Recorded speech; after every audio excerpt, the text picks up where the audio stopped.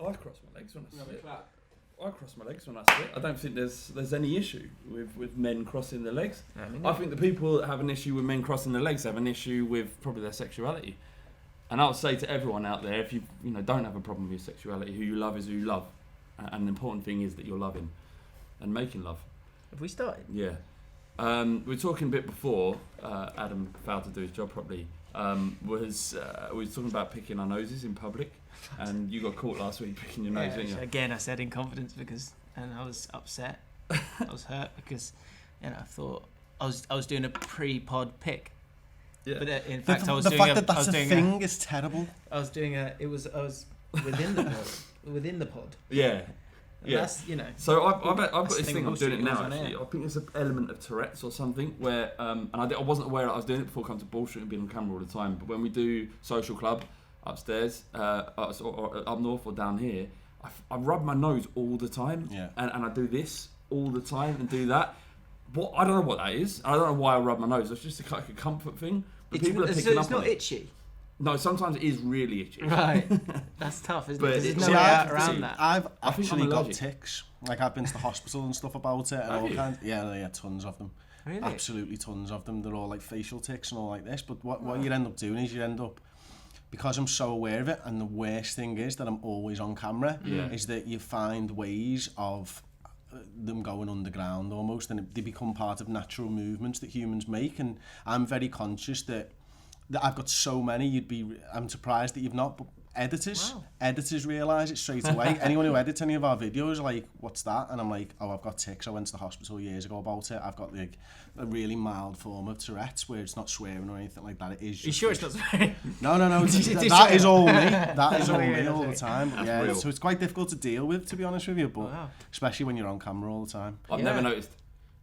You've drawn attention to it now, though. I think this is actually a good podcast to talk about this, because both of you are on camera all the time. Neither of you really wanted to do that. No. Hate it. Yeah. But do you both understand that you're good on camera? No. I know they're putting you in an uncomfortable position. Yeah. Well, yeah. Of course, I'm bollocks. No, it's an uncomfortable thing. I've said many times I come here not to do this. I didn't come here. I was kind of tricked.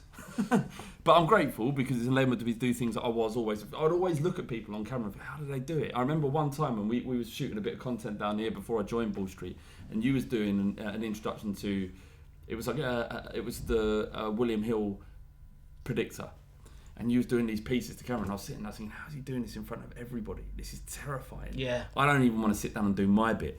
So it's a weird thing. You get used to it. They were some terrible intros, by the way. Do you think? Yeah, I remember them being good. I remember watching them back and thinking they're terrible. But you have to just get over it and get on with it. Otherwise, you can't do it. And I think being self-deprecating helps. Do you now a year and a half? And how many years have you been on camera? 7. 7. Do you like we just started filming there, and I kind of don't really feel any different. Do you feel different? I'm okay now. Okay, I'm okay with this. I don't look at the camera, so probably still. And if you listen or watch our podcast, I look at Paul. I don't look at the cameras. It's different when you have to look at the cameras, but I feel more comfortable looking at you two and talking to you two and forgetting about it, because I don't think I'd say half the crap that I say if I remembered that I was on camera all the time. And the problem for me is that I am and have always been very easily led. So when you put me in front of a camera, in front of a crowd, it accentuates all the things that I am thinking to another level. Yeah. Because I feel like it's peer pressure almost, and I end up saying things and doing things that they are exactly what I think, but I present them in a way that I feel that the people around me want to see. Wow. But they are always exactly the same things that I want to say, but I probably wouldn't accentuate some of the points unless I thought it was necessary. Because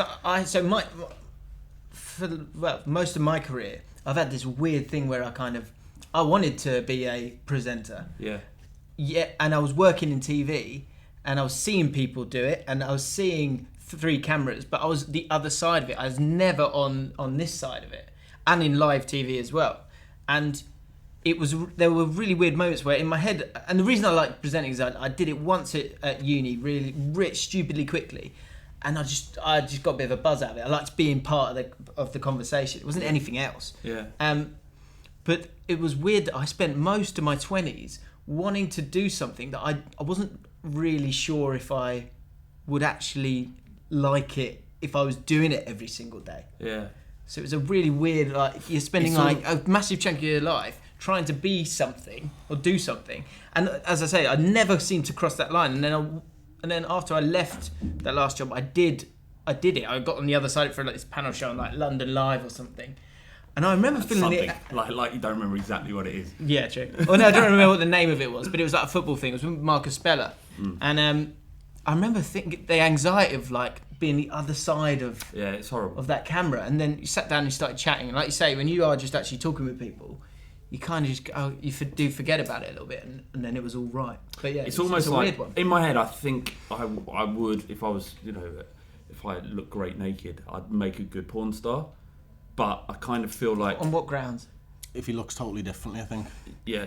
Well, there's that. What, because of your performance in the bedroom? Well... What would make you good at it? What would you rate yourself as? What, in bed? Yeah. Previously, before my current missus, probably a 6. And now? I'd rate myself quite highly. She does all right. So 6. So you were what? You were the Gary Neville of sex before. Yeah. But now I'm very much a James Milner, a Luka Modric. Oh, nice. How about you? Self-deprecating, he said before. yeah. Just going to bring us back to that. I felt I needed a boost because we got a horrible message in from Georgia Healy, a female, who said, not sure what's receding quicker, Alexis from Arsenal or Flav's hairline. That's out of order, Georgia. I don't know. She raises a good point. I know it's going. I don't deny the fact that it's on its way out, and I'm holding on to it, and it's fine. And when it's time, yeah. I think you're fine, mate. You're funny with your hair. Your hair's wow. fine. Oh, fuck off. When you do that, I was only joking, but you're right, aren't you? That's great. Fuck you. That's the one thing you get, like, in terms of your appearance, you get a bit funny about is your hair. Well, yeah, because of all the things that he could be funny about. Is that what you're trying to say, James? Because this is really harsh. We'll get to something, and it'll see a clip, and he'll go, "Fucking hell, James! Why didn't you tell me about my hair?" I do wish someone needs a clip. So I do wish people would tell me if my hair's out of place or something when I'm on camera. But let us know in the comments. Yeah. Well, clearly she's. So hang on, are you happy? Are you angry? Happy and angry in what respect? I don't know. You're the one who decided to make this part. What are we looking at here? It's a comment really left out. A Georgia. Oh, is it just a comment? I thought there was a picture. It's just a young lady being horrible. I presume she's young. She may be old and bitter. I don't know. Let us know in the comments. I think she wants a bit. Maybe it's this. They all want a bit. Well, now that they know you're like an 8. Yeah, exactly. 9, sorry. Speaking of which, we've got a little special section of Adam, which is Adam's favourite bit of the pod, Birds and That, which we kind of got updates on the Sainsbury's girl situation, and there's a question coming from the audience, want us to discuss something. And he's got a little story about Pret, which I'll tell for him because I'm sure he won't be comfortable telling. But anyway, we'll do that at the end of the pod. So stick around and listen for that. This is brilliant because I really want to know the end of this story because I listen to this podcast all the time, and I spoke to you about it yesterday, and I spoke to Matt about it. So it's like this on-running saga almost. And I feel like I was worried that you were going to have like a mid-season break like The Walking Dead and leave it for a few weeks, and I was like, I'm on the pod. They better talk about this Sainsbury's girl. Yeah, it's coming up. Don't worry. Okay, remember, if you're listening to this, we also record it on YouTube, The Long Ball Street. You can leave comments below. We've got a lovely little community going now. Lots of people constantly commenting. And we hit 2,000 subscribers. 2,020 subscribers on The Long Ball Street YouTube channel. And, lots of people are watching. And most importantly, engaging. We're doing something right. A lot of people are saying really nice things, so it's cool. Wouldn't it be great if you could have more likes on a video than subscribers? Ooh. That would be. I can't. Is that? Can that be done? I don't know. I don't know if it can be done. Maybe this community could do it. Maybe. Yeah, possibly. That's never happened with any of the channels we're associated with. Well, give it a go now. Why don't you just like this video? We've got 2,020 subscribers. We need over 2,000, which is really hard. Really fun. So people who are out there who maybe not in the industry, what's so important about likes? Comments. Why do we at the end of Ball Street ask people to subscribe? Where does that come from, Chris? Do you do it on Redmen? Yeah. And what do you think? What drives that? You've done it on this podcast before, but it's the algorithm, isn't it? Everybody talks about the algorithm, and YouTube obviously want people to like your stuff, and they rate it as a better video, because what you've got to remember is YouTube isn't a person. YouTube's algorithm looks for the things that it can look for. It's why titling and tagging so important. What you're saying is this podcast is about whatever it's about, and then you put that in the title, you put that in the description, you put it in a tag. It knows that that's the most important thing because it's been told 3 times. And likely YouTube has to promote its own content. It doesn't know what content to promote, so content that has a small viewership with a high like ratio is obviously going to be promoted. And what I think the investment from fans of the videos or the shows is that they are showing their support for something. They want their thing to be bigger than it is because they think that they deserve it. And if you drop a like on something, you're helping that content producer to hopefully reach more people. What if you smash a like? Smash a like. I think that's what's irritating is how enthusiastic people get about it, and I think there is a fine line between asking people to like your videos and subscribe and really ramming it home, which is you can become irritating quite quickly. That's what I'm always conscious of. It's tricky, isn't it? Because you've got to kind of play the game of that, because it does play a part, and if people do enjoy what you're doing, then that is their way of helping you out, because everyone wants to be successful, I guess. But it doesn't feel overly nice when you kind of have to say it. It's tricky, and it's likes have become a bigger thing recently. There was this whole thing that the algorithm itself is like, it's like the Wizard of Oz. It's kind of like this thing that no one really knows the truth, but people think they know the truth. Well, just for people out there, what does that mean? Because when you say the YouTube algorithm, it isn't YouTube coming to us and going, this is what you need to do. It's lots and lots and lots of content creators figuring out what it is and then sharing that information.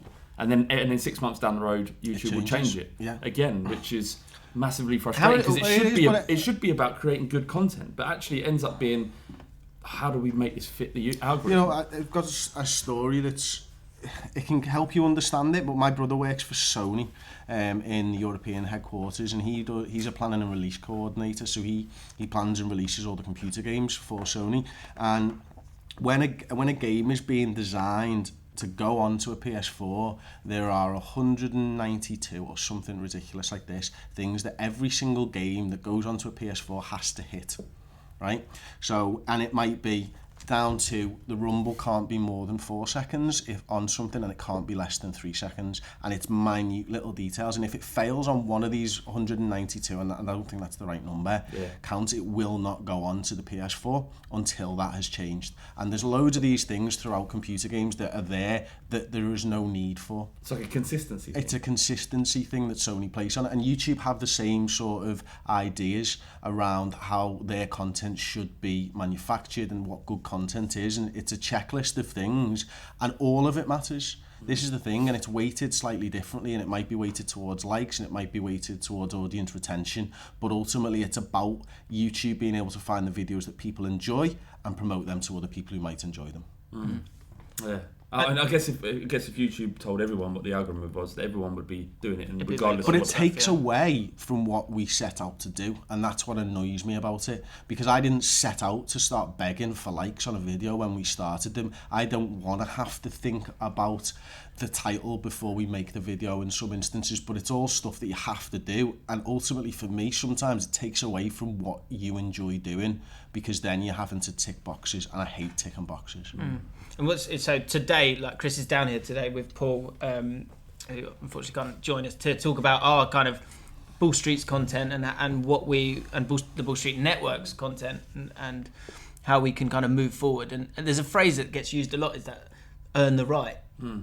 Because what we've just been chatting about for the last few hours is how can we make this stuff that fucking we want it. Yeah, just like, as you would say, gets you hard, or fucking like makes you feel something. And we're not going to branch out into midget porn, are we? So, well,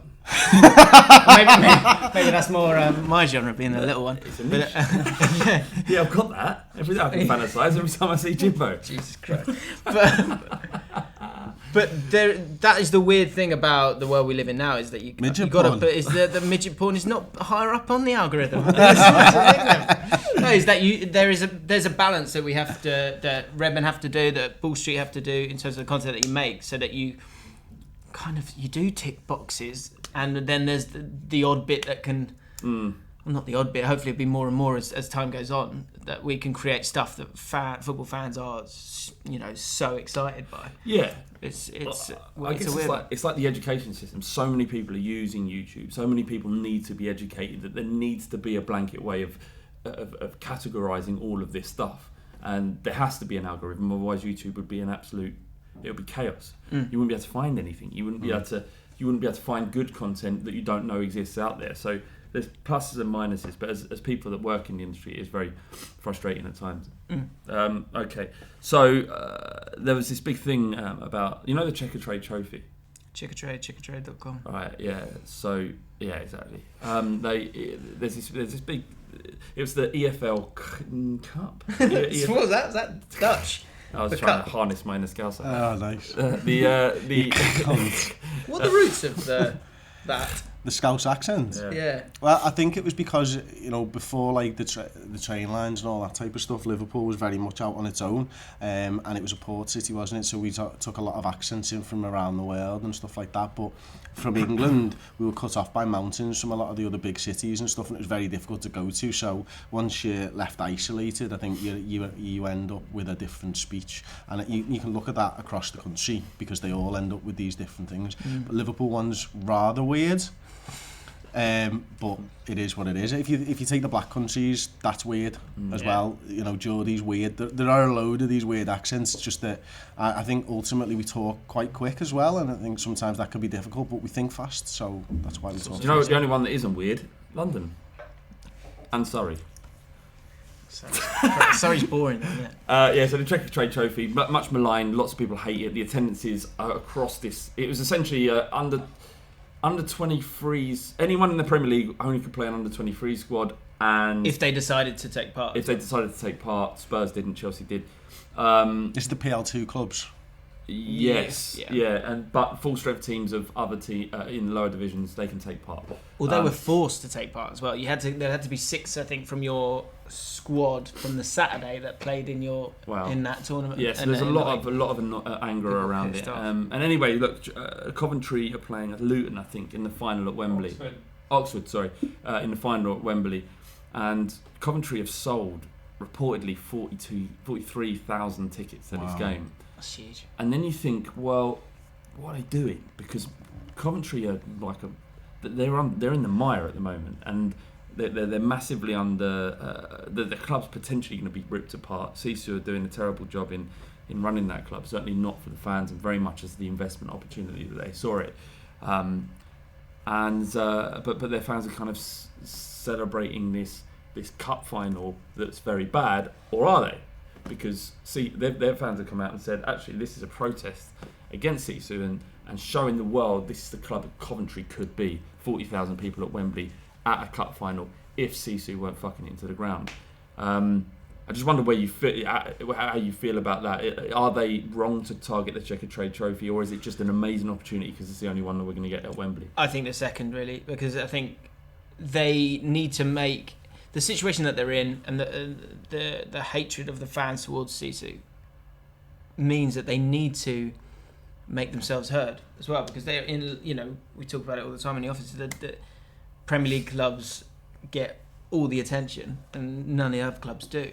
And so, for Coventry in League One, struggling in League One, it's difficult for them to be heard. So this is a tentpole event that can allow them to do that. You're going to have the eyes of the world. All right, not all the world, but there are going to be more eyes on this than any other Coventry game, isn't there? So it's a good opportunity, and football fans around the country should be able to support them, because there are clubs around every league and that have had these struggles that Coventry have had. I think Sisu have been there since 2008, and Liverpool had their own problems, so I can relate to that. And I think it's more than just Coventry. It's about football fans standing up for what's right, and right and fair. And I think that sometimes we get a little bit lost in our rivalries between clubs, and what it ultimately is about, it's about we all support teams, we all love football, and everybody should support Coventry and their fans in this, because it could quite easily happen to your club at any point.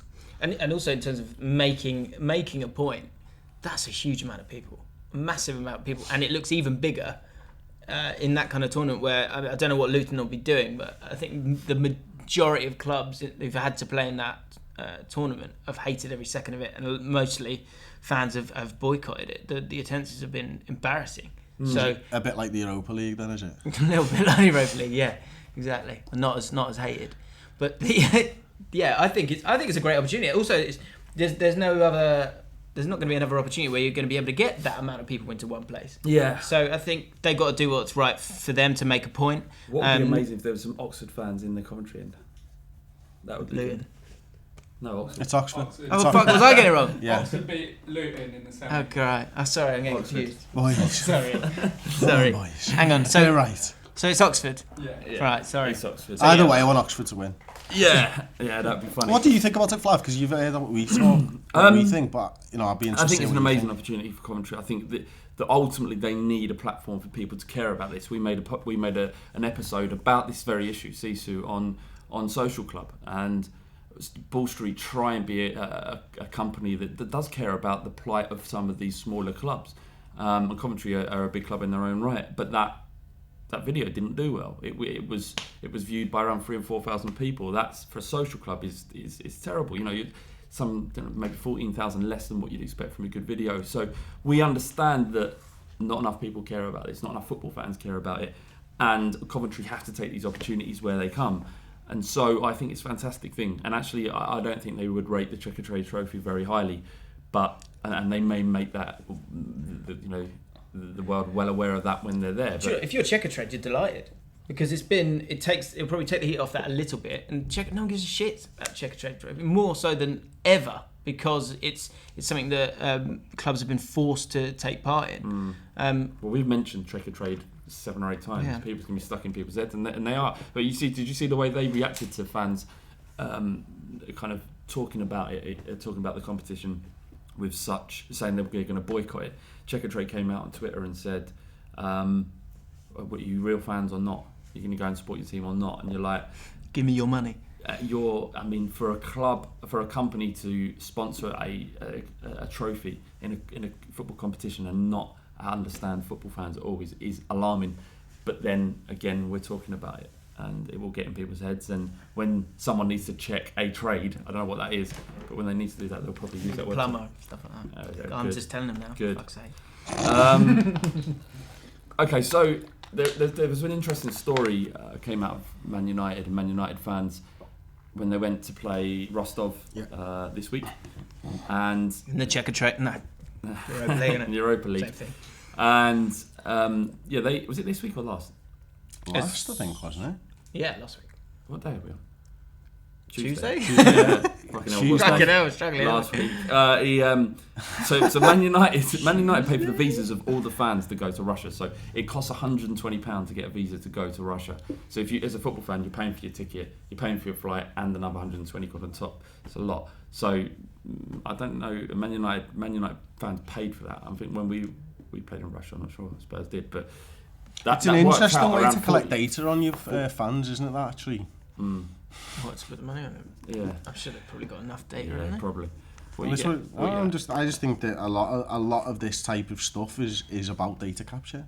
Do you reckon? I honestly believe that. Yeah. I mean, it's valuable. Yeah. Look, there's so many things in the world now about psychometrics and stuff, and I find it really fascinating. I don't know if you know anything about psychometrics, but what is it?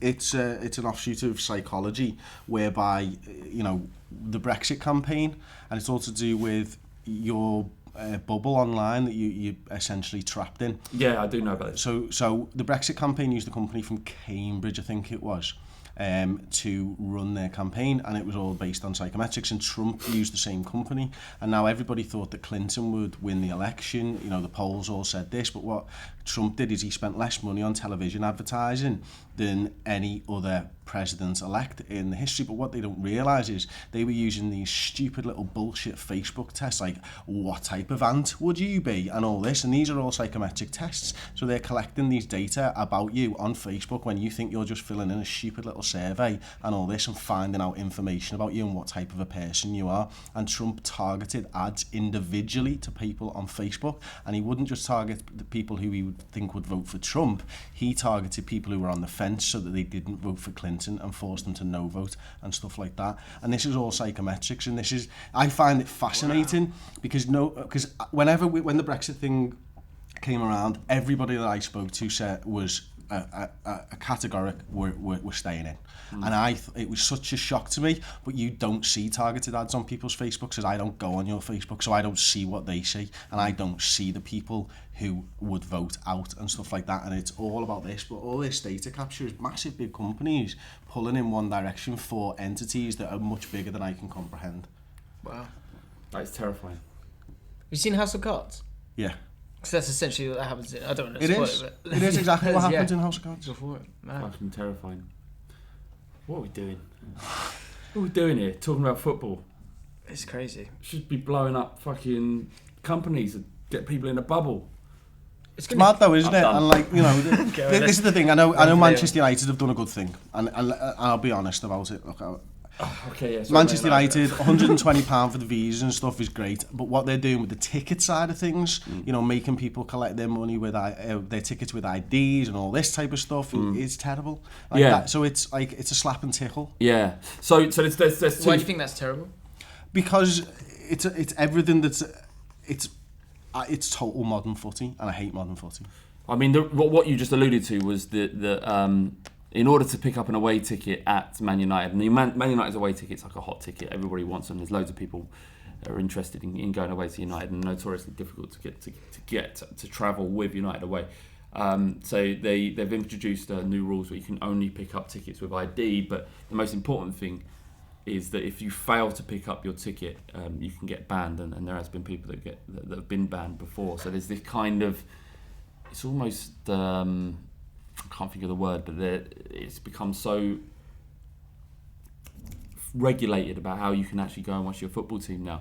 And it also means that you can't, there's a tradition about passing on your tickets to your mates. You can't go, yeah, Chris, you take my ticket to the game, you know, and it's no deal. You use your ticket to go in, another fan gets in, and you're kind of in control of that. But clubs have become obsessed in controlling who goes through these gates, and which would be fine if their main concern was things like atmosphere and generating an enjoyable matchday experience for the lifeblood of what was once the lifeblood of the football club. But as we've seen with Tottenham in certain cases, they have no qualms in introducing things like StubHub, so that fans who have lots of money but not necessarily the gumption to go every week can get into the games they want, because they can go on StubHub and pay over the odds that normal fans, in inverted commas, can't afford to. So on one hand, United are doing a good thing. On another hand, they're not so much. And I guess what I'm getting at here is how you feel. What is your relationship like with QPR? What's it like with Liverpool? How do you feel about your football club? Not QPR in your heart, but the people, the company that runs it, the PLC or whatever it might be. I think it's interesting because over the last three or 4 months, I've had a few more, very brief dealings with QPR in terms of more their media guys than anything. I'm going to an event the other week and having another chat with them, and we've got Anderson, who I'm excited to have on. He's a club ambassador at QPR. And he's coming on, and they were really happy for us to have him on there. What I've seen with QPR, which has not been the case, and I guess we'll be able to go into more depth with him when he's on, is the connection between the fans and the club. And I think we got a bit lost in that sense. Firstly, we had Flavio Briatore and Bernie Eccleston, who came in, saved the club, which is, thank goodness for that, because we were really, really, really struggling. We were just dying under the weight of a loan that had a sort of 10% interest on it, and we just weren't able to pay it back. And so they saved the club in that sense. But then when they did that, they kind of washed their hands of caring what the fans thought, because they had us they had us because they'd saved us. And they looked and they said, they used this phrase of trying to turn the club into a boutique club, and sort of did all the VIP bits up. And with the fans were sort of, so anyone seen that documentary, the 5-year plan, saw how it's incredible. The access they got, it's ridiculous. But you can see how these guys are. Is megalomania the right word? So for people that wouldn't know, because there'll be lots out there that don't know what the 5-year plan is, just give a brief. Yeah. outline. So the 5-year plan was a documentary which followed QPR over 5 years, and from when Briatore and Bernie Ecclestone, if you don't know him, he owned Formula One. Just it seems like a horrible little man. And Flavio Briatore, who owned Benetton, and those, and also the Formula One racing team Benetton as well. And so it followed them coming in. They said that they wanted to be in the Premier League in 5 years. And as it transpired, what happened was that they were just crazy and just sacking managers left, right, and centre, trying to pick the team itself. There's a moment in the documentary where it shows that he's doing that. And then the Mittal family, who also own 30-odd% of the club to this day, they were involved as well. They're the guys who, the Indian guys who own a lot of steel, I think. I thought it was toys. Toys? No. Steel toys, let's settle. Steel toys, right. Yeah, sure. And anyway, they came in with a better understanding of what was right. Anyway, long story, that was a documentary. In the end, QPR got into the Premier League, but by that point, Briatore and Bernie Ecclestone had taken a back seat. And the season after, Tony Fernandez, that's a different story, he bought the club. And he is the one who's actually been, for the huge mistakes that he's made with us in terms of, everyone knows, in terms of the team that was in the Premier League that had too many stars and didn't have enough work ethic, and we went down with the huge wages. So you got all of this access as a QPR fan. As a Spurs fan, I watched it and I was fascinated because I've never seen the insides of a football club. But as a QPR fan, was that a healthy thing, seeing that aspect, or is it sometimes better that you don't know the inner workings of your football club in case you don't like what you see? So, I mean, we didn't have any. We only had that well after the event, right? Because that's when that documentary came out. I think it came out just after they might have sold to Tony Fernandez. After that, Tony Fernandez was desperate to. And watching it, sorry, just to answer your question, it was bizarre. It was like watching, like a soap opera. Unfortunately, there's a happy ending at the end of it when it did come out, but you were just like, what? Like the guys were in the. How is this happening? Yeah, the guys were in the board going, get him off. Or I think it was Gavin Mahon, who's like an average player. Like, I think it was get him on, and then he scored, and then he was like in Italian going, see, this guy's an idiot. I told you this is what you needed to do. Which is the thing that you are terrified of as a fan, that your chairman's got that kind of involvement. Tony Fernandez came in and for all that he's done wrong, he tried to be transparent. He tried to talk to the fans. He almost talked to the fans probably a bit too much. But now we're back at this point where we've kind of come back to the level of who and where QPR are. We're a top 30 club, not Premier League club. So top we are, but it's true. This is what Lee, who's our chief executive. We are. So if you're a top 30 club, do you not believe that? You're not having that? No. You're not having top 30? I didn't know it was a thing till just it's now. not a thing. No. The reason it's top 30 just say club. like the top 10 in the Championship. No, because we're a top 30 club. I'm going top 30. No, because as a top 30 club, Brentford, top 24 club. Brentford, I wouldn't say Brentford are a top 30 club yet. We're not, but Yeah, all right. Get back in your box. we are above you. No, but hear me out, because as a top 30 club, Top 30 club. Shut up. You just made this up. No. This is a phrase that Lee, who's the chief executive now, that he used. Top 30 club is clearly a good salesman because James has bought the Kool-Aid. No, but the thing is, what you won't understand as a Liverpool fan is any team that gets relegated from the Premier League, what you hear about all of them is when they're talking about their club, they go, we need to get back where this club belongs in the Premier League, right? That's bollocks for a lot of clubs. Because so QPR, if we have an average or a poor season, then we'll be lower Championship and could even get relegated into League One, which did happen. But if we do really well, then we might be good enough to get into the Premier League. But we're always going to struggle in the Premier League because we're not a Newcastle who, if they go down, there's no doubt that they're going up because they are a massive, massive club. So that's not true though, James, is it? You can't say, look at Coventry, look at Leeds, look at Preston over the years. These are massive clubs who I think are bigger than QPR. You know, Preston Preston probably not, but Leeds and Coventry I would say were bigger than QPR.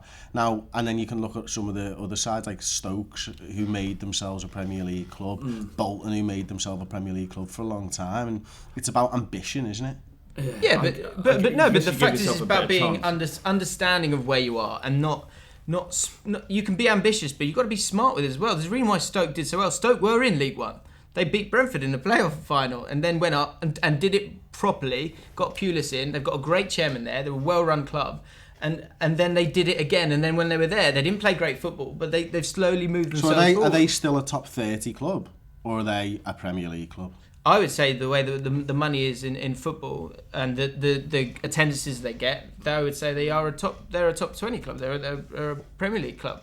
Anyone's got the threat of going down. QPR are a team that you can't, despite the decent history that we've got, you can't say that, and you guys laughed at it. You can't say that we should definitely ever be in the Premier League just because we're a team in London who can attract players like whoever it is. Because we do only get 18,000, or we get less than that. We get 15,000 a lot of the time. So that's why I used that phrase, and that's why I thought the phrase that he used initially does make sense. Because we could quite easily be in League One and outside the place, which we have been. So obviously, just to answer the question, so how do you feel about being how your club's been run now? The way I like the way that we're being run now is the understanding of the size of us as a club now. We feel like with Holloway, and he brought in Holloway for a reason, and the players that he's brought in, they're all hard-working Championship players, not a Jose Bosingwa or whoever those guys are. It feels like there's a connection starting to happen again with the club and the fans, because everyone's starting to understand who QPR are and how we can be successful. So that's how you feel. The other QPR fans feel the same, because you are notoriously optimistic about things. Yeah, because I'll tell you what, if you asked me a year and a half ago, I would say otherwise. Yeah. Whereas, yeah. Fair enough. Interesting. And so that is interesting from a position, because QPR are very different clubs. I mean, I always dig James out for laughing at little QPR and little Brentford and tin pot clubs and whatnot. Really quickly, just to say that what you do get, and Adam will back me up on this, when the lower you go, the more you can be connected with your club, because there's not the bells and whistles of the Premier League, and that's another that's where in the Championship you've got to work really hard, I think, because you're on this sort of axes of and there is something I am envious of, the relationships that clubs that are in the Championship League One, that the fans have with their clubs, and the owners and the people that run it are more connected to the fans, I would imagine, because there's more at stake. The fans truly are the lifeblood there, but with Tottenham and Liverpool, us two as individuals are not relevant at all, and large sections of the fan base are not relevant because they can be replaced by other people. So what's your relationship with Liverpool like? My personal relationship with them is that it's not just Liverpool. There's so many clubs like this. I just think that the way football's gone is the main problem for me, and I wish that football was what my dad tells me stories of. And I've never experienced that. And we were talking about it early on about us being maybe the generation in between that kind of remembers what football was, and we're kind of seeing what modern football is now. And I would love that, that real community feel to be back in football. And I think the further down the leagues you do get that. But for me personally, I don't feel like Liverpool listen to Liverpool fans enough. I don't think the ownership being in America is necessarily a good thing. I'm not saying it's necessarily a bad thing either, but there would be more of a connection to the club if it was still owned in Liverpool or if it was owned by fans. Yeah, I think I'm in a similar situation to that, I guess. So the problem is that the club, the owners of the club own the club, so they have to step to the fans.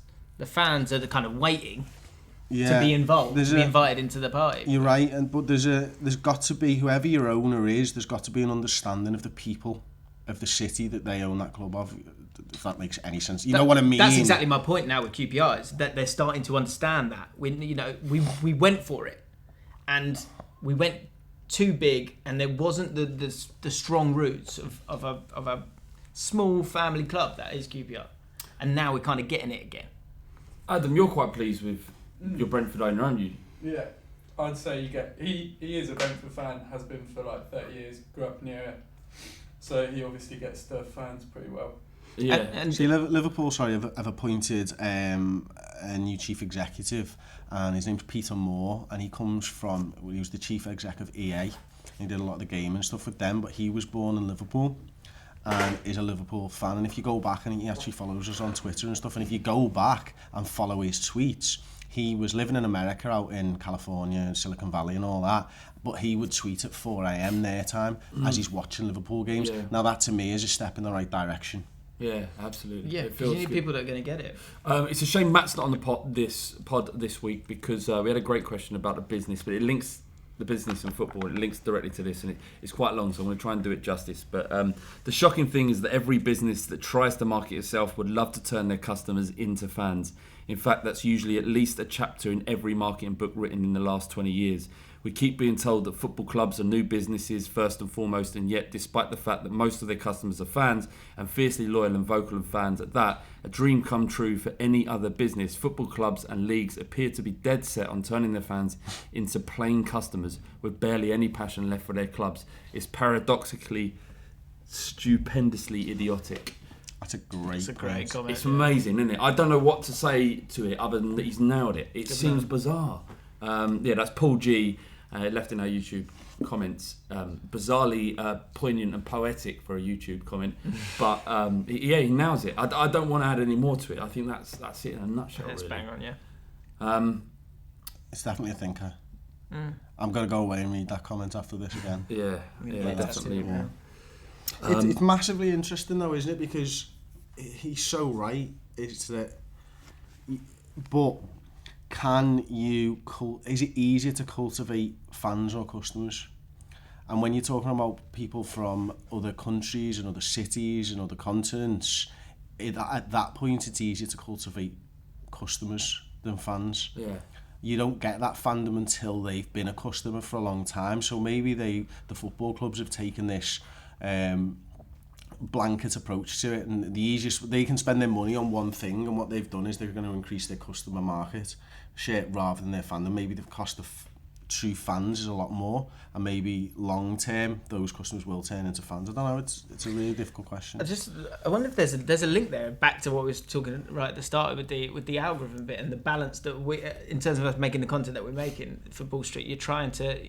There are those things that to get the customers in, or to get those people in, but it's actually those things that we can do to turn them into fans through the ideals and the connection that you can make with them. That will make it really, really strong. Yeah. Like you say. But it's interesting because I think if you talk to Liverpool fans from outside of England, a large portion of Liverpool fans came off the back of Istanbul.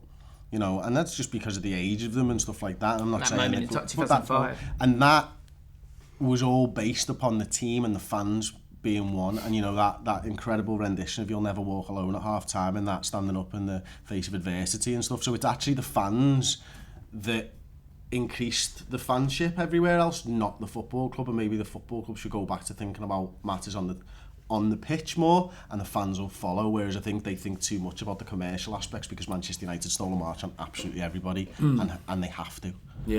Yeah, absolutely. And I don't think a lot of these business owners and very rich people from around the world really understand English football and how partisan it is, and how difficult it is to manage fans' expectations and to manage their behaviour, because essentially it's based on passion, it's based on romanticism, it's based fundamentally on our love for our football club, and isn't based on making money.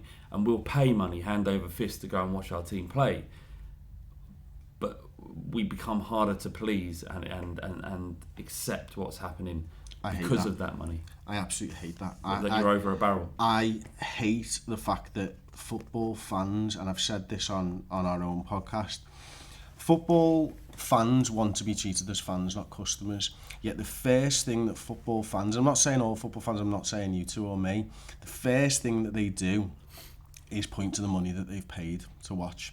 And that is a customer transaction and nothing more and nothing less than that. If you want a refund, or if you turn around after the game, I can't believe I paid £50 for that, that's not what you're paying for. You're paying for the chance to watch your team, and anything can happen on that Saturday. You know, you could win, you could lose, you could draw.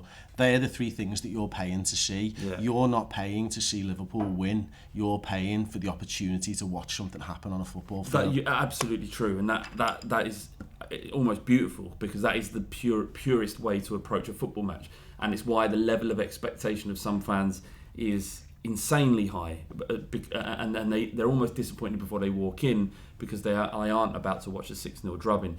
However, that mindset is made worse by the fact that the amount of money they do have to pay in. If it was still affordable, I think you would have a more understanding and more supportive fan base at every football club. Maybe, that's what Arsenal, you know, the protest last Wednesday, that was a big one. Where is it? It's £1,459 for a season ticket for an Arsenal fan to go to that. Whereas Bayern Munich, I think, you know, it's like £140. Is it that? Yeah, and you're not getting the success that kind of comes with what you expect. There is no right to get that. You have no right to think that you're going to be.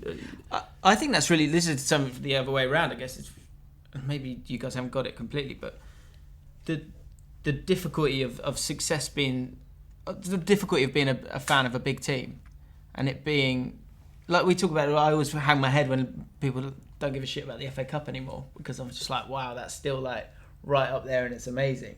But when you are in that top 1% of clubs in the world, you are going to be judged on trophies, aren't you? QPR aren't judged on trophies. That, though, is it? I agree. It's not about trophies, it's about the journey that you take as a fan. And I'm not bothered by how people judge Tottenham. I could give a shit. I'm bothered about my experience of when I go there, and my relationship with my fellow fans. That's the most important thing for me. And I do often come away from White Hart Lane not feeling like that's my home anymore. I debate about whether or not I would get a season ticket at White Hart Lane, because I'm not 100% sure who I'm going to be sitting next to. I don't want to sit there and mutter and tut and moan because the team ain't playing well, and then 2 minutes later, because we scored 2 goals in 3 minutes, suddenly become this vocal, did you hear the atmosphere? Well, you heard the atmosphere because the team delivered that to you. Yeah. I get there's a bit of give and take. The club, the players have got to give something on the pitch, but the fans also got to give something to the players as well. And like you said in Istanbul, when you sung "You Never Walk Alone" at half time when you're 3-0 down, I'm sure the players heard that in the dressing room and responded accordingly. But I think there's an interesting line of course you're in it for better or for worse. Like, you don't, that goes without saying. Certainly, for us. Most of us, yeah. Yeah, but when is it okay to protest? I think I think it's subjective. In my opinion, I would I protested against Spurs moving from White Hart Lane to Stratford, because I felt, look, everything I knew Tottenham to be was about to be ripped apart. I wouldn't protest if Spurs had consistently finished in the top 4 16 years in the bounce. Yeah, I mean, I protested last year. I walked out on 77 at the Sunderland game. So I think there's times when fans need to show solidarity with each other and show the owners of these football clubs, and not just Liverpool Football Club, but the owners of all football clubs, that fans still have a voice and we deserve to be listened to. And it's not down to the fact that it's the money that we spend, although that unfortunately often sparks the debates. Yeah. It is down to the fact that we have values and we have tradition, and we want to keep all of everything that is good. What I feel about my football, we want to keep those. And what you're doing by making football so unaffordable is taking out the roots of the football club, which is the working class for Liverpool. It's when the traditions of a club or the game are in jeopardy, that's when you protest. That would be my rule of thumb. And just quickly, just popped into my head. Have you ever wanted a manager out? Yeah, Roy Hodgson. George Graham, Harry Redknapp, Tim Sherwood. That's interesting. Yeah, I don't. My one was based on the fact that Roy Hodgson wasn't a good fit for Liverpool, and the results prove that. But he was never a Liverpool manager. But mine was never about the results. Mine was about how those people they were as the figurehead of Tottenham, how they made us look as a football club. Harry Redknapp was notoriously flippant about the fans. He often referred to the club and the fans as they, as opposed to we. Tim Sherwood was just a bellend, and who was the other one I said? George Graham was a gooner. Yeah, I can totally understand that one. Yeah. How long have we been going? 49 minutes. 49 minutes. Okay. All right. Quickly. Players at your club. So I've got a question from Evan Stewart. Players at your football club were utter gash, but you kind of loved them anyway. I've got so many of those. Go on, reel some off then. That we loved them anyway. There was a guy called Bob Malcolm who we got from Rangers. Reel some off that we would know. That's all right. Someone that we still loved. All right. Why though? Why Bob Malcolm? He sounds like a balding, really old kind of ex-PE teacher. Yeah, he was bald. He was from Rangers. We had him on loan, but he was so bad in the first game that he played for us that people started to enjoy him playing because he was that bad. It was amazing. Yeah. God, who else was? We had kind of like cult hero. We had a guy called Devon White who was Devon White. Devon White. Black lad, massive black lad, and he was just a beast. Yeah, everyone called him Bruno. Again, he wasn't great, but he was a bit of a battering ram. Racial profiling, but okay. Those are the facts. One player we loved, he was class, but then we went up, and in the championship he wasn't good enough, which was a shame. But people had this bizarre love for him. There was this player called Gino Padula. He was an Argentinian guy. He had long hair. He had long hair. Long hair does a lot. Yeah, he was just really, I don't know, had a bit of a smile on his face. He was a great left back in League One, but then when he moved up, he was so out of his depth. But yeah, we loved him as well. Fair play. The one that sprung to my mind first, and it's the only one I'm going to give you, is Titi Kamara. Now his record as a Liverpool player, his record was pretty good all told. He scored 9 goals in 33 games for us, but he was mental. I wrote it down. Yeah. He was absolutely mental because he didn't look like a striker. He probably shouldn't have been a Liverpool striker, but he's a proper cult hero. If you speak to Liverpool fans, that 1999 season, he was a cult hero, and for no reason. Yeah, he looked like Uncle Fester from the Addams Family, except he was black. It was a real bizarre one. He didn't look like a striker, but he was awesome. Do you know what I thought he was going to say? And I still, to this day, when I'm have a shower, will sing this song. Mo, mo, mo, mo, mo, mo, mo, mo, mo, mo, Sissoko. Yeah. Was he not a cult legend? He was a bit of a cult hero. He wasn't one that I particularly liked, mainly because he tried to control the ball one time. I think it was in a game against Manchester United in the centre of the park, and he essentially kicked the ball 30 yards above his head, and it came straight back down again, and it was just the most, no.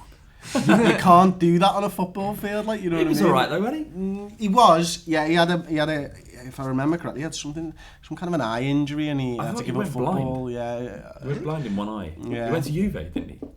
I'm not sure if it was Juve, but it could well have been. I can't remember, to be perfectly honest with you. We've had some belters over the years, like the Titi Kamara one, though. He ended up being like the sports minister for Guinea, which is where he was from, and stuff like that. But you've both got that, and we've definitely got that because we've been up and down the leagues.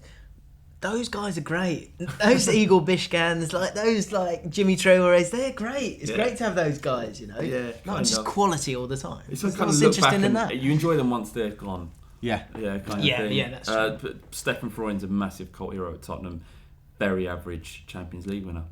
What about Tarico? Yeah, he's a nasty piece of work. Yeah, right, dirty little player. Average again. Right-footed left back. You always got to love one of those. Just pony really. I've probably got one that no one at Liverpool liked, but I did. Bjorn Torkavame, just because he could tackle. Yeah. He loved the slide and tackle, and he wasn't really a very good right back, and he probably shouldn't be included in any type of list of good Liverpool players, but I really liked him. What do people think of Neil Mellor?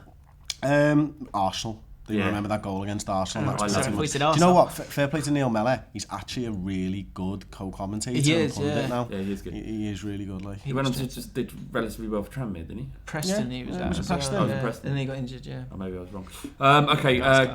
Aaron Malloy, it's a hashtag pod questions. If you want us to notice that there's a question in your comment, leave hashtag pod questions in the YouTube comments below. Which grounds in England should everybody go to before they die? Give us one, and not Anfield or Loftus Road or White Hart Lane, respectively. What away ground do you like? I really like Hillsborough. I know, obviously, there are connotations with Hillsborough, but it's a great ground. It's a really, really good ground. Still kind of old school in its roots. Big, and QPR got promoted there. Took 7,000 away. It was amazing. It is generally associated to memories, isn't it? Sure. My dad always talks fondly about Hillsborough. Again, before the disaster, he loved going there with Tottenham because it was massive. It used to play.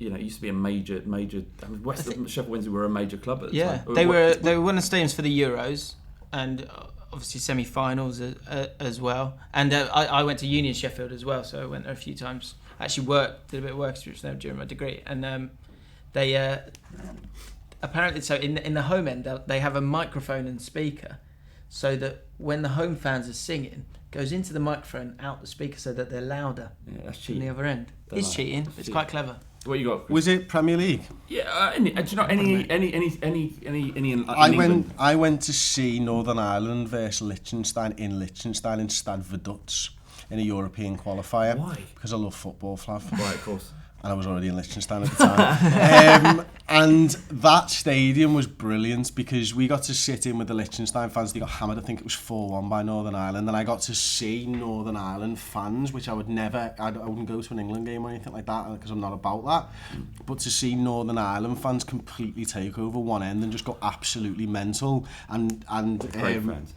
Yeah, we were invited there into the VIP from Stade Vaduz, and it's essentially a shed. It's like, you know where Arsenal played in the FA Cup the other week against that team. It's a bit like that, except there's one stand, one decent sitting stand and stuff like that. And that was wicked. And if you can go and watch a game abroad somewhere which really crap, I think everybody should do that. And it doesn't have to be Stade Vaduz, but that's what football is. Football's not the Etihad Stadium. It's not the Emirates. It's about these little stadiums that have these stories that no one knows about, but they should. They should go and experience that before they die. My first ever game when I was 5 was Brecon City against Hearts. And Brecon City's, and my mum's from Brecon, right, in Scotland. And Brecon City's ground has 3 normal sides, quite a small ground, and it's just a hedge. It's just on one side, the whole side. It's just a hedge. Did you see Braga Stadium in Portugal? Is that the one with the cliff basically? It's against essentially the side? you've got 2 big sides and then there's just cliff faces. Is it some kind of a mine or something Incredible. like that? Yeah, I think so. Yeah, Spurs played there, very odd. And then there's just got this big clock on one end of just attached to the cliff. Very strange. I don't really have any. I see away grounds as like enemy territory. Sure. I go there and I think I want to get in and out. I want to see Spurs win. That I don't feel positive about any of it. Bernabeu is a stadium you have to go and watch it. It's the great stadium I've ever set foot in, and I was lucky enough to watch Spurs play there. They got absolutely pumped, but it's something I remember fondly. I saw Liverpool there, and we were up in the upper echelons, and they have heaters up there, which was great because it was like a 9 o'clock kickoff in Madrid, and I was like, it's freezing. I had like 7 coats on and all that. Got up there, I was like, bloody hell, it's hot up here, what's going on? I looked up and there's just heaters everywhere in the Bernabeu. Like, this is brilliant. But in England, I enjoyed Leicester last season.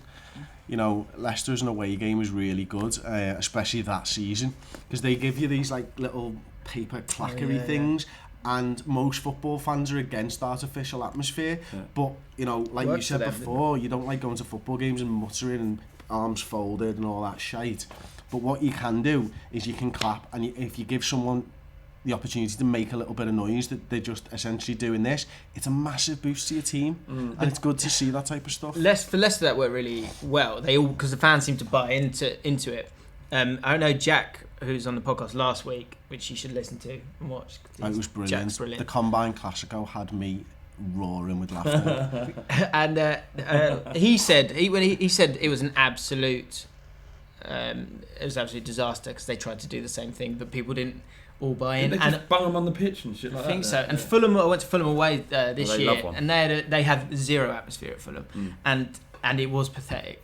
Because so like as a together, it's probably really strong, but when it's like 6 or 7 people, it's just not. That's my ground. That's my ground to go. Fulham. Lovely walk to the ground. Yeah, that's that. And also, Spurs always take a massive allocation there. We travel well everywhere, but Fulham, they give you so much because you essentially got a whole end, and because it's a cop end, you just generate such great atmosphere. But the actual football club could give a fuck about. I can see Adam twitching as well. So pub on each corner for Brentford if you fancy a pint. Yeah, Brentford's quite nice. Went there once. Poor food though at the ground. There's not enough place to go. Watford's an interesting away as well because the ground kind of sneaks up on you.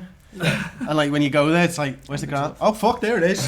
What really low. What just quickly, because we've got to move on, we've got to wrap up. But what is the worst ground that you would say never go, or go but just expect the worst? I've got one straight away if you want time to think. Go on, yeah, go. Portsmouth, Fratton Park. People talk about it fondly. It is fucking horrible. It's disgusting. You get off this train, right? You go out of the thing. Over the road, there's a hooligan pub, definitely. Yeah. Hooligan pub. There's a Union flag flapping away in the wind. It's just horrible walk. It's almost like a chicken run into the stadium. And then you get there and you walk up these tiny little steps, and all of the 2,500 fans that got in get funneled into this essentially a two file, right? And then you go into the stadium. It's a death trap. And then just as you come up, the only shop they've got a tuck shop, not beer and that, just a tuck shop. Buy some biscuits, a bag of broken biscuits. That's Portsmouth Football Club. Fair enough. Sorry, go on. I went to Blackburn away and it was cold and rubbish. Park, is there?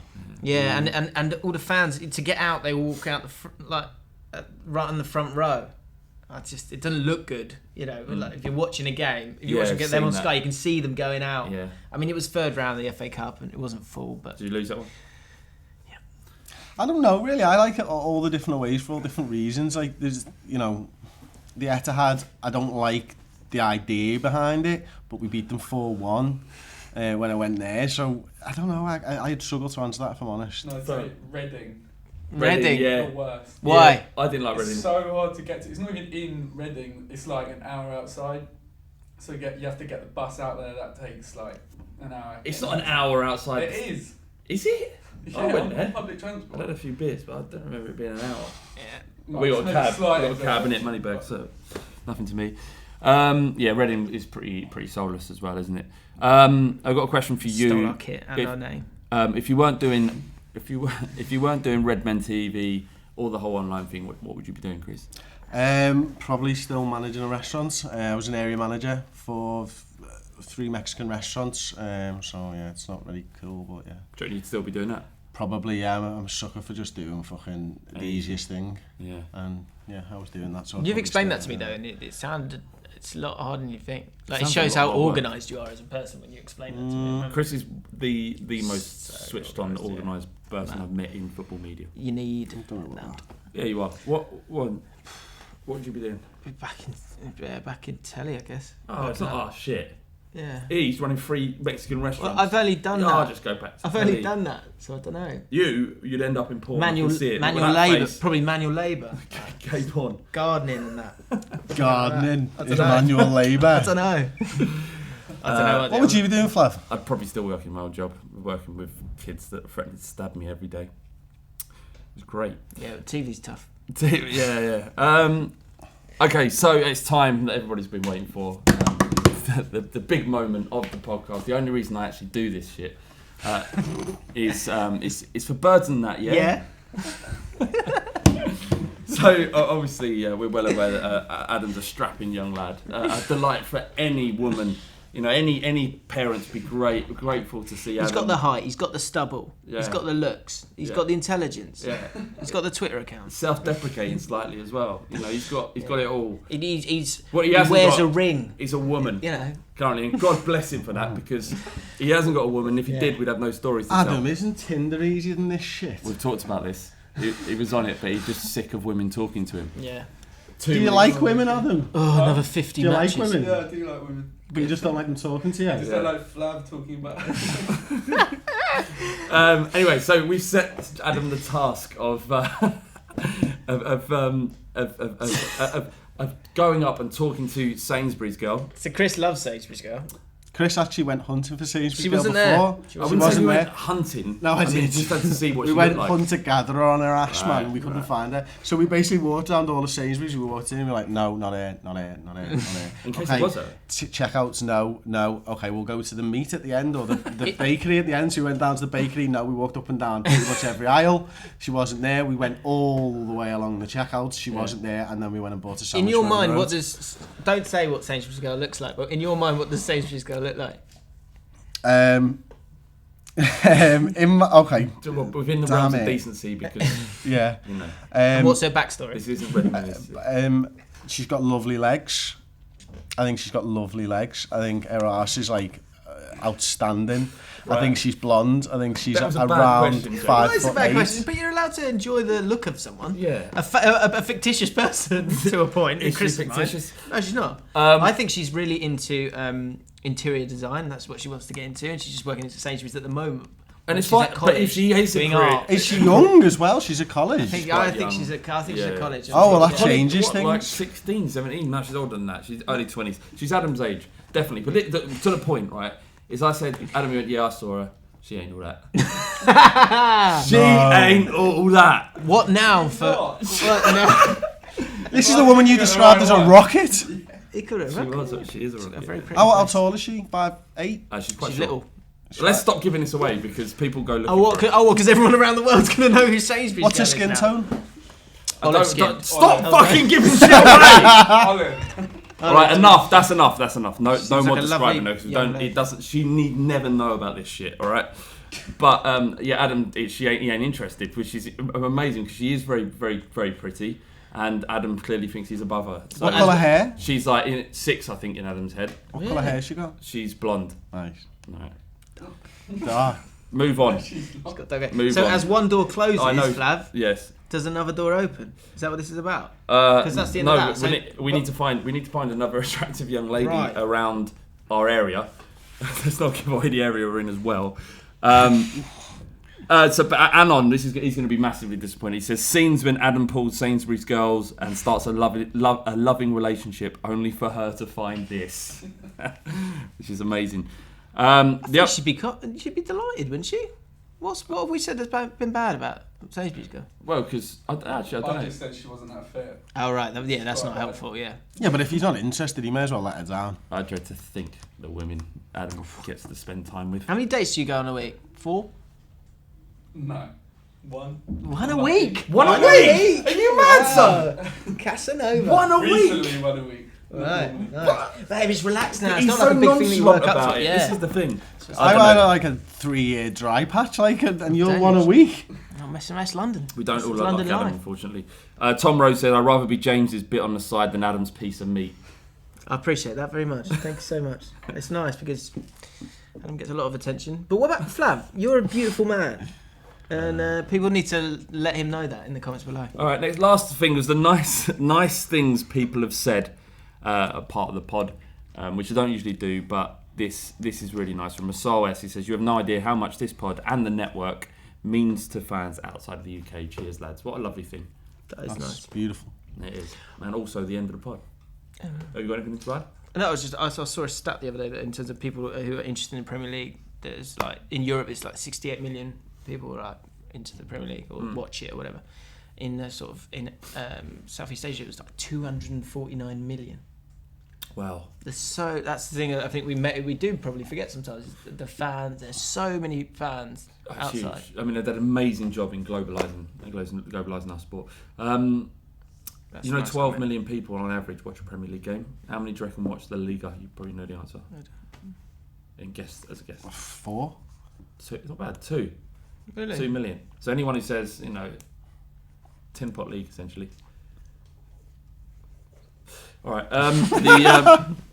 That's it from the Long Ball Street podcast. Matt will be with us again next week. Thank you so much, Chris, for coming down. For having me. No, it's a pleasure. Also, you've got the brand new Redmen podcast. So any Liverpool fans out there haven't clocked onto that, whether they chart 4, 5 in the sports podcast? 7. 7 I got to, yeah. It's only our second week in the iTunes chart, though. It's the algorithm. I'm over that. You know too much. Yeah. You can't enjoy this shit. That's your problem. I know. Seems like he is enjoying it. No, lots of people I'm really proud of the podcast. I am. I'm really proud of it. And as I said to Flav, and I should extend to you as well, as the 2 senior podcasters, if you could listen to it and give us some feedback, because we're always looking to improve, that would be magic. As much as generally I have a lot of disdain for Liverpool Football Club, and not you as people. That's nice to hear. But I absolutely will do that. I'm looking forward to see what you guys have done. I need to check it out because I want to know. I want to reminisce over the chicken paste thing because that was part of my childhood as well. Oh, just quickly. This is fucking mental, so right? In the network, we've got a network WhatsApp group, and they were talking about chicken paste the other day. And that's a big thing in your childhood. My childhood. Yeah, I've never even heard of fucking chicken. What is it, firstly? It's fucking chicken paste. It's essentially not chicken, but it's little bits of chicken made into a paste. It's like really shit pate. And it's in a small little barrel pot kind of thing. And it's you still have sell it them as a in the kid. supermarket. I pointed them out to my wife the other day. You'd have it. You'd get your sandwiches, and you'd either ask or you just grab it, and then you get to school and you go, fuck, no, not chicken paste again. Well, I had this big thing because Troops came up to Ball Street North and was with us and did this thing about ham roll and all that, and he says ham roll, and I was like, what the fuck's the point? What does this mean? Like, and he's like, well, it's just fucking dead boring. I was like, you were fucking lucky to be eating fucking ham rolls. You know what I mean? Because I was brought up on fucking chicken paste and ham paste, ham fucking paste. You get all of it. Now I said fish this paste as well. There's fucking all of it. It's all shit paste. It's what you should be feeding to your fucking cat. Yet I was having it with a fucking penguin next to it. The penguin. Fish paste. Penguin was shit as well. Right, fish paste. It's not mackerel paste or fish paste. How many different types of fish is there? Fucking bottom crawlers made into paste. Yeah. Now these fucking bottom feeding fish go and eat all the shit on the bottom of the fucking ocean of other fucking dead fish that's fucking all over there, and they're having that on butties. Yeah. No. What's a butty? It's a sandwich. All right. And last thing, what you mentioned of penguins is no one should fuck with a penguin. It's horrible. What do you mean? Penguins are shit biscuits. They are shit. They are shit. It's like that and... I like penguins. What are you saying, lad? Nothing wrong with them. Penguins are great. No, fucking blue ribbon, darling. Like, you know what I mean? There's a fucking biscuit for you. On that note, this is the end of the Long Ball Street podcast. We will see you next week once again. Thank you for leaving your comments below. We are reading all of them, and they generally make up a major part of the show, as you've just heard or seen. Remember to subscribe and download and leave reviews and all that good shit. Can I say it? We'll see you at the far post. We will indeed.